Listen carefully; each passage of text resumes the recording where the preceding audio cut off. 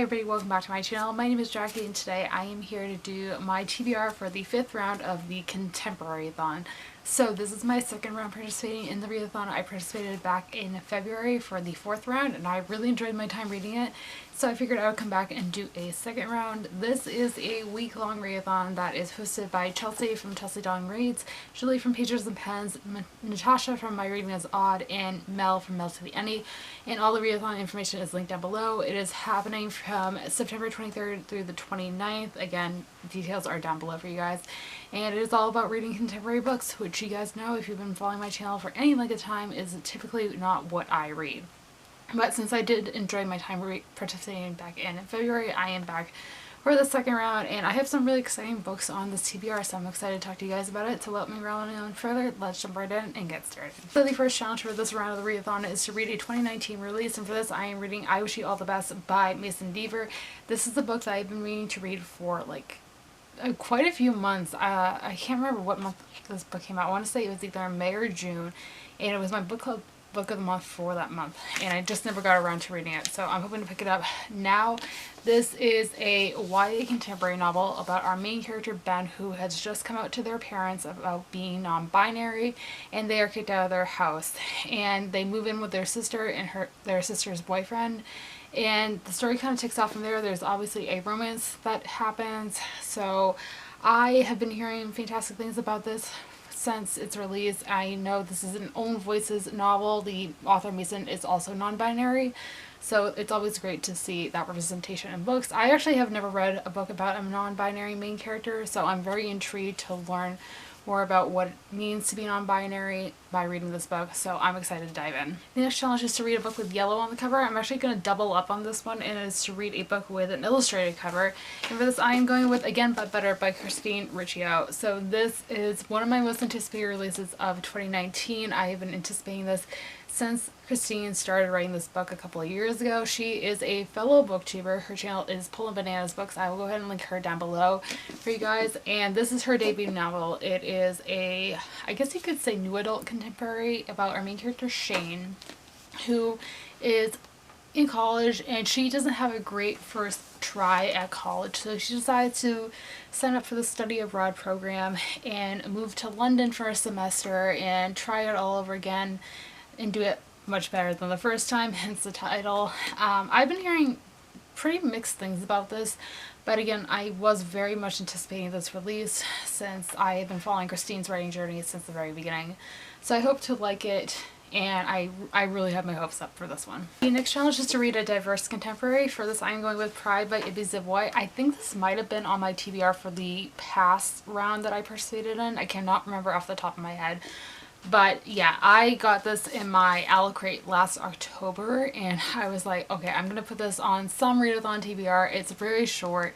I can probably fly through it. I just never got around to it. So this is a retelling of Pride and Prejudice by Jane Austen, which I actually have never read. But I heard going in you don't really need to know the original story to understand what's going on. So that's good. This is taking place in modern day Brooklyn, and it follows our main character, who is very proud of where she grows up, and she really likes where she lives in Brooklyn. And then a rival family, the Darcys, move across the street, and she forms a relationship with one of the brothers. And that's basically all I know. Both of the characters in this story are people of color, so that's great representation. And I think that is Own Voices as well, so I am, again, very much looking forward to reading it. So the next book I have on my TBR for Contemporary-A-Thon, it fulfills the challenge of reading a dark / hard-hitting contemporary, and for this I am going with Grey by Pete Wentz, which is a reread for me. This is, if you guys are new to my channel, my favorite book of all time. I did an entire video dedicated to this last year. I will go ahead and link it on the screen where I explain more of my story and the reasons behind why it is my favorite book of all time. And it is the reason I became a book vlogger. It's the reason I became a booktuber. So that just kind of gives you a glimpse into how much of an impact this book had on me. So this is an adult contemporary book. It does have very little romance aspects to it, but it is there. It follows our main character, who is a rock star, and he is traveling around the country with his band, who is starting to get bigger and bigger.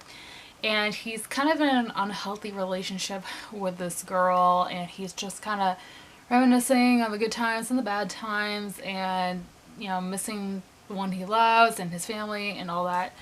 And it is very dark. It deals with some very heavy topics such as depression and suicide and drug abuse and suicide all the time, so trigger warnings for those.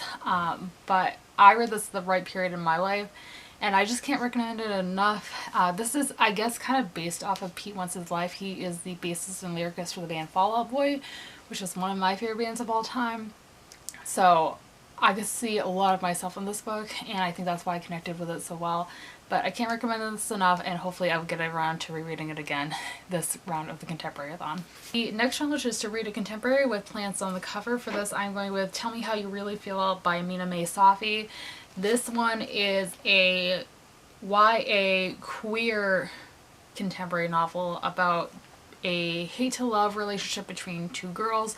Both of them are people of color, I believe, and that's really all I need to know. I love hate-to-love romances. That is like my buzzwords in synopsis, so that's really all I need to know. There's obviously plants on the cover, so yes, can't wait to read this one. Finally, the last challenge is to read a contemporary that is a favorite in the booktube community. For this, I'm going with basically everybody's favorite contemporary of this entire year, and that is Red, White, and Royal Blue by Casey McQuiston. Yes, I am finally reading this book. I think I'm the last one on earth to read it that is part of the booktube community. I have heard literally nothing but great things about this. Everybody loves it. It is a new adult romance between two boys. It is following two characters. One of them is the son of the first female president of the United States, and the other one is Prince of Wales.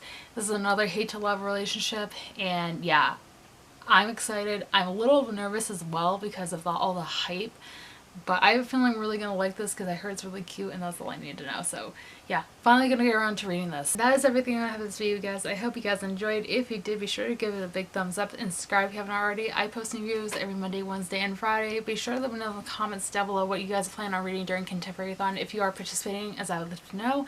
And as always, all my social media links are linked down below along with all the information for this read-a-thon if you guys would like to check that out. And with all being said, I hope you guys have a fantastic rest of your day, and I will see you soon for another video. Thanks for watching, everybody. Bye!